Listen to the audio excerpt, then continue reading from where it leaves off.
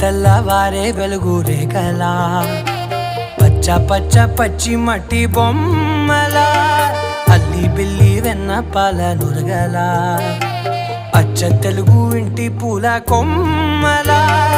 దేవదేవుడే పంపగా ఇలా దేవతే మా ఇంట అడుగే పెట్టెనంట బ్రహ్మ కళ్ళలో కాంతులే